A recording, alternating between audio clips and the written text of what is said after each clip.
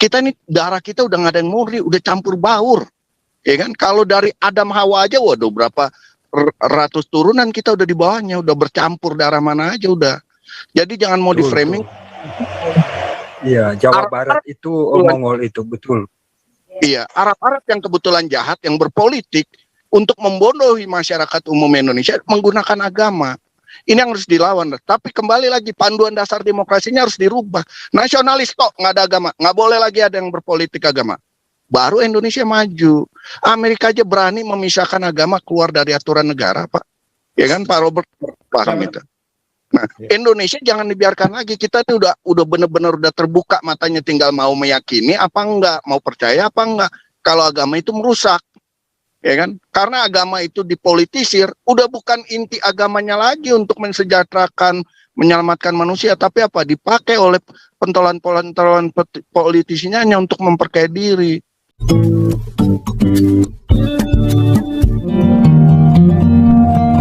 Saya tambahkan, Pak, ya.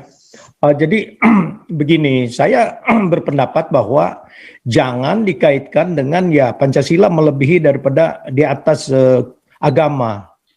Agama itu harus dihilangkan, titik. Karena semua isu-isu yang terjadi di Indonesia semua dikaitkan dengan agama.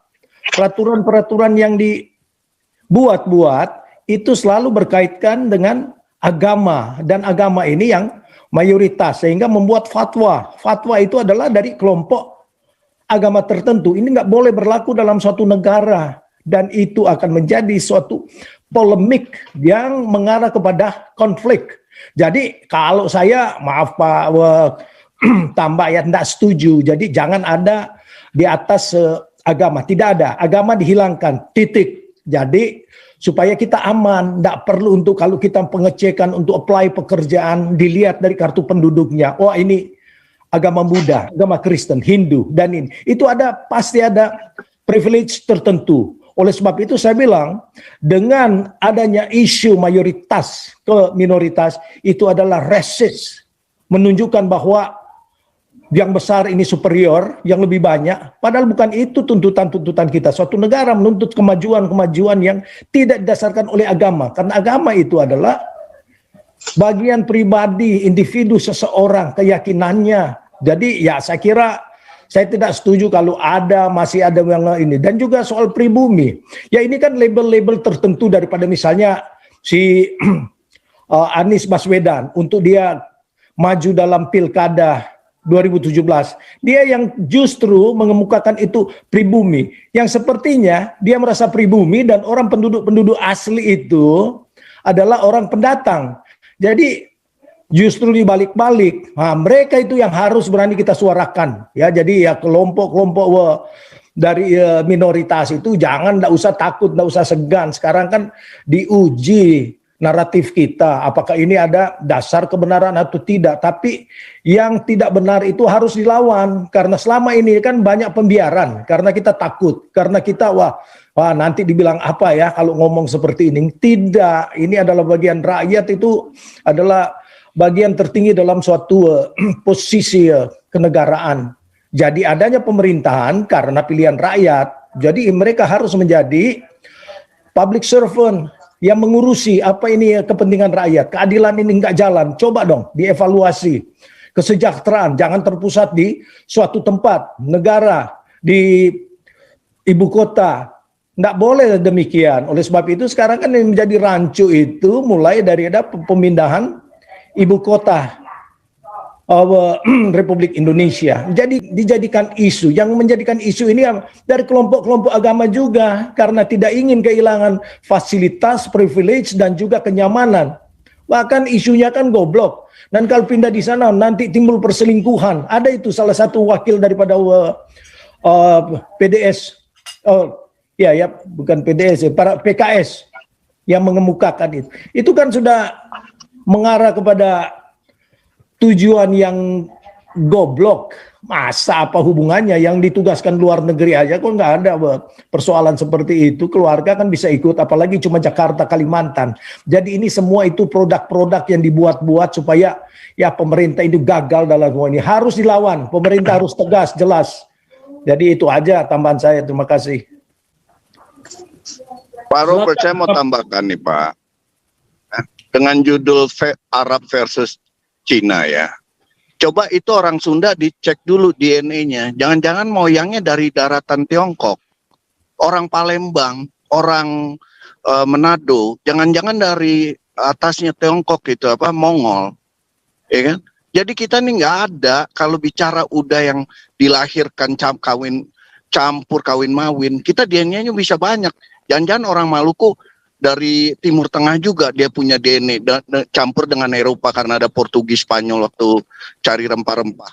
Ada Arabnya juga. Jadi kita udah jangan di framing oleh politisi agama di Indonesia untuk menghancurkan kita. Kita nih darah kita udah nggak ada yang murni, udah campur baur. Ya kan? Kalau dari Adam Hawa aja, waduh berapa ratus turunan kita udah di bawahnya, udah bercampur darah mana aja udah. Jadi jangan mau di framing.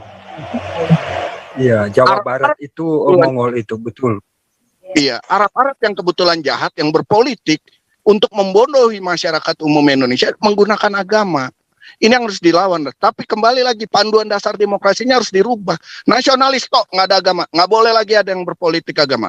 Baru Indonesia maju. Amerika aja berani memisahkan agama keluar dari aturan negara, Pak. Ya kan, Pak Robert paham itu.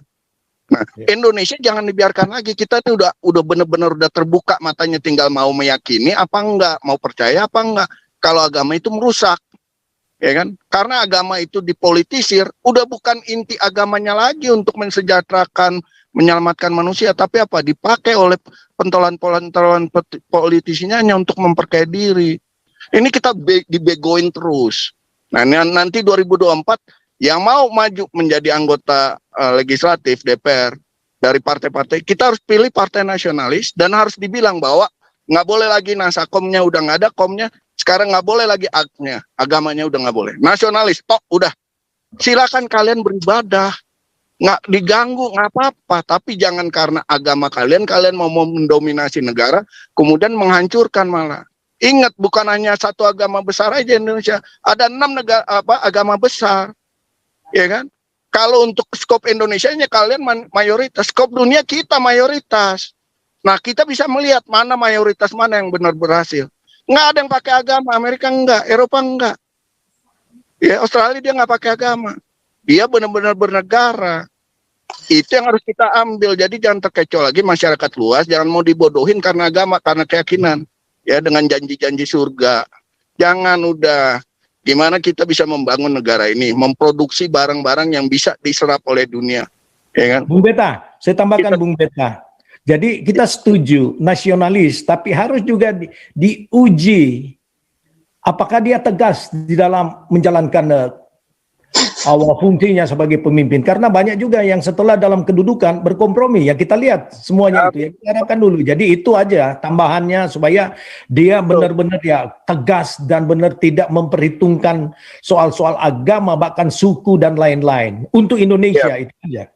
Ya, mengamati mereka semua menggunakan kekuatan agamanya yang mereka rasa masih bisa membackup mereka untuk tetap mempertahankan kekuasaan seperti si Ma'ruf Amin. Udah nggak boleh yang kayak gitu. Harus benar-benar kita pikir membangun yang tanpa agama deh. Itu personal kok, pribadi. Jangankan saya dengan yang beda agama. Saya dengan Pak Robert aja kalau bicara mengenai ideologi agama kita bisa jadi ada selisih paham. Jadi untuk apa kita bernegara dengan selisih paham yang nggak jelas? Ya kan? Kita benar-benar harus fokus aja, udah hilangkan dasar itunya. Panduan demokrasinya udah salah. Udah nasionalis aja kita semua. Ya kan, silakan beragama masing-masing, mau sembah pohon kek, mau sembah batu, tapi kalau you merugikan orang lain, tindakan you menyakiti orang lain, ada hukum yang bertindak. Itu lebih penting, Pak. Kayak di Amerika, saya bebas nih, ya nggak ada masalah. Saya lihat teman saya banyak Muslim, nggak ada masalah. Kita nggak bicara agama. Begini Pak Beta. Tapi kalau saya kelar, selesai. Pak Beta. Itu yang harus. Silakan. Begini Pak Beta, gimana kalau ada satu session nanti kita mempelajari atau Pak Beta sebagai narasumber untuk menjelaskan bagaimana Amerika itu dulu dari yang ada agamanya dalam negara bisa meninggalkan. Kita ulas untuk menjadi materi pembelajaran bagi semua. Gimana? Untuk mempelajari bisa lah. Kita kan semuanya ada internet sekarang, punya telepon. Buka aja. Di Zoom ini, Bagaimana? Pak, di Zoom ini. Kita saling Satu bantu set. nih dengan Pak Robert gitu ya, Pak Paul juga. Ya. Saya pikir begini Pak, Ya. jadi ya, memang fokus kita kan sebenarnya untuk keadilan hukum di Indonesia. Jadi ini kan hanya selentingan untuk kita mengkaitkan juga perbandingan. Apa yang disampaikan oleh Beta Maluku ya itu sebagai perbandingan di mana dulu ini sebenarnya dibentuk oleh founding father yang 80% orang-orang percaya, tetapi mereka tidak memasukkan agama ini sebagai bagian daripada konstitusi karena mereka sudah cerdas. Ini akan menjadi pecah belah. Dan bahkan ya apa yang dijelaskan tadi oleh Beta Maluku benar. Kita sendiri bisa ada sudut pandang yang berbeda sebagai orang Kristen ya. Karena apa? Dibagi oleh denominasinya apa, karismatik berbicara lain kalau ini, sehingga tuntutan-tuntutan seperti ini mungkin mereka tidak merasa terpanggil, kalau kita merasa terpanggil. Tetapi ada dogma tertentu kalau kita bicara secara implisit, bisa aja beda, dengan Pak Paul pun bisa beda, jadi itu kita mengerti lah. Tapi tuntutan kita yang sama, nasionalis yang tidak berkompromi, tegas, karena kebanyakan setelah dalam kedudukan, mereka berubah Pak, sedang menikmati kehebatan, ketenaran, dan juga fasilitas privilege. Ya itulah, itu janji-janji lip service daripada teman-teman kita. Jadi kita bicara kepada kawan-kawan kita yang kantong-kantong minoritas ini, yang di label minoritas. Nyatanya tidak bersuara setelah dalam. Soalnya apa? Nyaman. Dan kedua, pembentukan oligarki. Jadi supaya anak untuk bisa protek orang tuanya, untuk ini terjadi dari level pusat sampai ke daerah. Jadi ini harus diberantas, berikan pengertian, wawasan, dan didasarkan juga kepada fakta dan bukti. Jadi kita juga tidak bicara ini. Kebanyakan coba lihat track record dari semuanya. Jadi ya karena apa? Memprotek keluarga supaya jangan ini. Bukan hanya tingkat pusat, tingkat daerah juga begitu. Gubernur supaya anaknya disekolahkan ke luar negeri untuk menjadi ketua salah satu partai untuk ini. Tujuannya apa? Padahal anak mungkin ahlinya di bisnis. Dan di sinilah rancunya. Jadi kita harus buka paradigma di mana harus ada perbaikan di Indonesia. Jangan jadi nasionalis yang tegas, berani menindak tanpa suku, membicarakan suku, agama, dan juga keluarga sekalipun. Itulah. Terima kasih. Setuju Pak. Oke, supaya lanjut, ini ada Pak suara kebenaran. Kita Sebentar Pak Uti. ya. Mengenai istilah majority, minority, itu sebenarnya istilah politik yang sudah mendunia, Pak Robert, di Inggris, di sini juga ya. Ingat, bukan berarti minoritas itu nggak bernilai. Itu Margaret Thatcher dulu tuh dari partai buruh, minoritas. Akhirnya mereka berkuasa, lalu mereka menjadi mayoritas. Tapi Itu, istilah Pak, saya itu ngerti. dipakai. Tunggu saya potong Pak. Kalau itu soal itu, kita ngerti. Makanya selalu saya bilang, dalam dunia politik bisa kita mengakui mayoritas. Macam sekarang kan, mayoritas di dalam Senat adalah Demokrat. Itu adalah mayoritasnya. Tapi tidak konsep Indonesia adalah labeling atau framing dari agama. Itu beda Pak. Jadi harus juga Pak Godfather staff ini mengerti alur-alur yang ada. Jadi bukan kita membenarkan suatu yang di sini ada. Jadi mayoritas partai siapa sekarang Pak? Karena kedudukan mereka di Kongres dan di Senat. Itu. Tapi kalau di kita labelnya agama Pak yang dipakai, iya kan? Minoritas label agama. Jadi itu Pak tambah ya. Setahu Pak tambah ini seperti guru mengajar, tapi ya baik juga kita sebagai murid untuk menjelaskan fakta. Ya, wah kalau Pak ini kan kelihatan memang ya namanya sudah Godfather staff Pak, Godfather staff. Oke. Jadi menarik diskusi kita ya Pak ya. Jadi artinya ini sebenarnya satu waktu kalau mau bicara tentang Amerika, di sini kebetulan narasumbernya banyak, siapa aja bisa masuk. Nanti mungkin satu topik khusus ya mengenai sistem politik Amerika. Untuk yang berikut supaya kita bisa progres, tolong ya Pak ya, ada Pak suara kebenaran, kita kasih ini dulu, berbicara dulu, karena beliau juga mewakili pengusaha, mewakili yang dikatakanlah double minoritas. dalam sistem kemasyarakatan Indonesia. Silakan Pak Suara. Hen, ini ada Pak Paul Dere dari Amerika. Silakan Pak Paul Dere.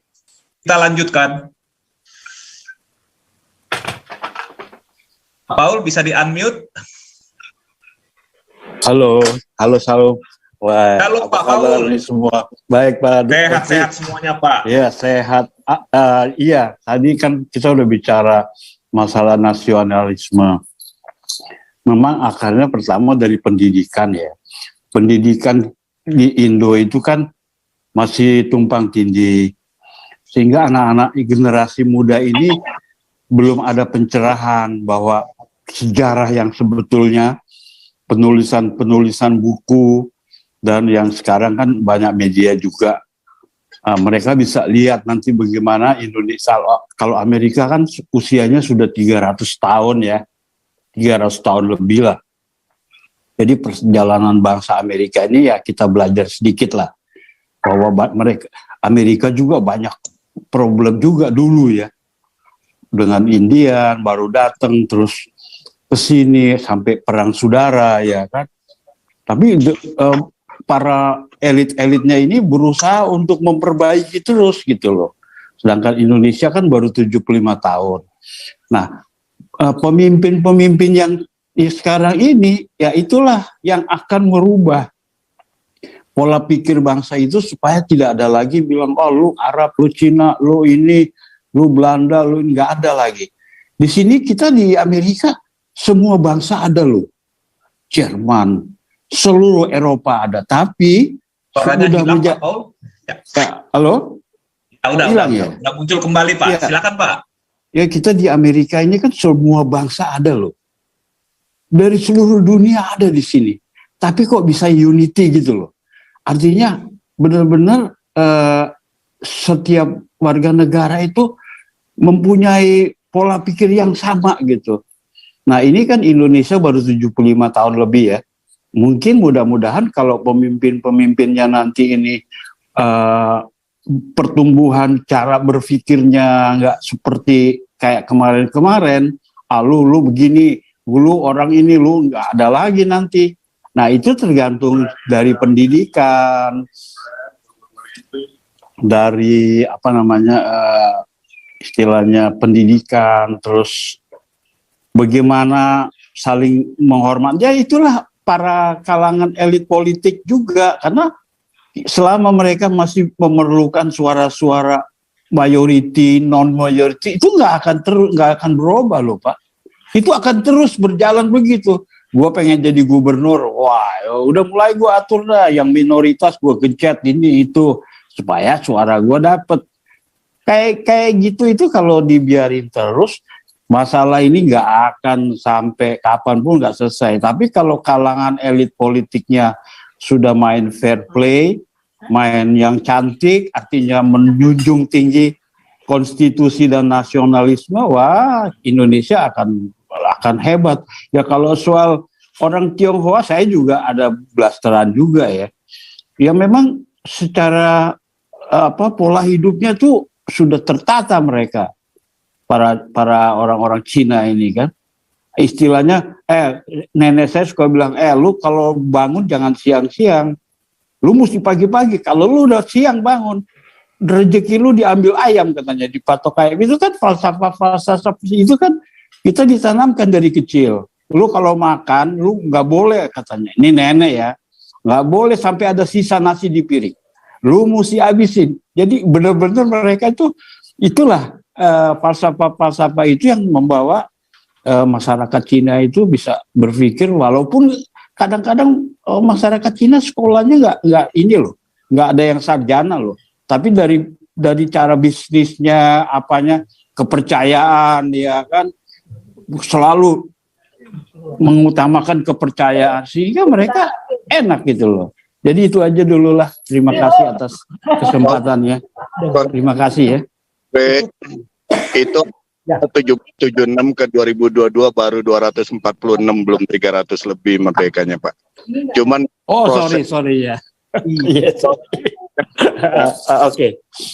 Mereka setiap ada kejadian mereka belajar dari kejadian, memperbaiki, tidak cari kambing hitam. tipe masyarakat Amerika ini memang tipe maju mereka. Kalau sesuatu yang merugikan masyarakat luas itu dievaluasi, ya, kemudian aturan hukumnya. Nah, Amerika bisa maju karena hukum tegak lurus, Pak. Mungkin itu ya. Lagi saya mau ini ya, dari ya. Saya mau Joti. ya, saya tambahkan Pak. Silakan teruskan Pak ya.